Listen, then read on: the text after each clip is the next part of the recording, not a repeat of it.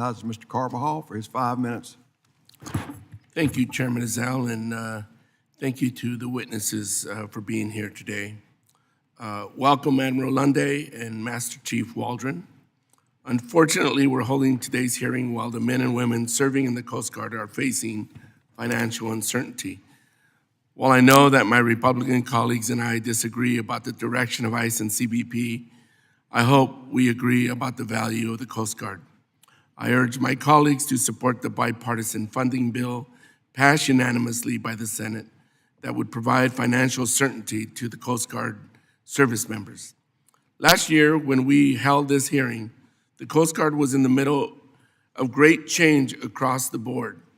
The service was about to receive historic funding and reconciliation, and Coast Guard leaders were championing service-wide changes that were included in Force Design 28, even though that plan was and still is a relative mystery.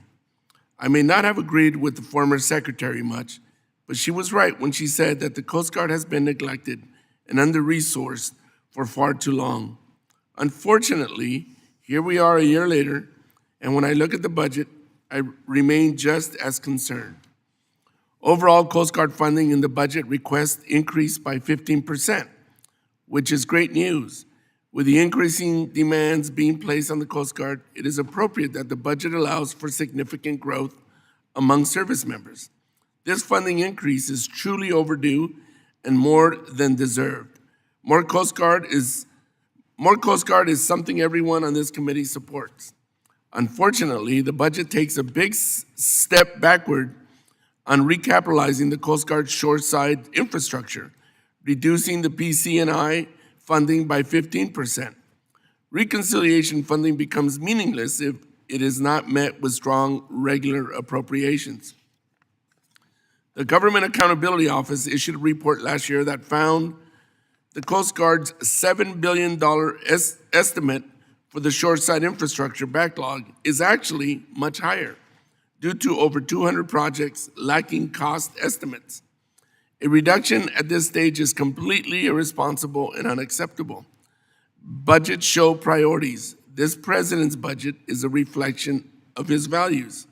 At some point, we must get past the awe of reconciliation and recognize that just like a ship takes years to build and requires regular maintenance, so do buildings, so do piers, so do homes, so do childcare facilities. This is a people issue. I met a lot of service members and can say without hesitation they deserve better. I am hopeful that with some of the recent programmatic and procurement changes, we will be able to see effective management and better contracting decisions. I look forward to hearing about these changes and improvements in today's hearing. If the Coast Guard expects to grow the service by 15,000 members, it must continue to advocate for consistency in funding and must focus on managing this recapitalization effort judiciously.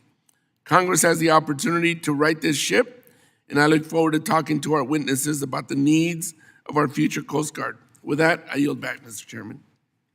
Gentleman yields. I now recognize Admiral Lunde for his 5 minutes opening statement. Thank you, Mr. Chairman.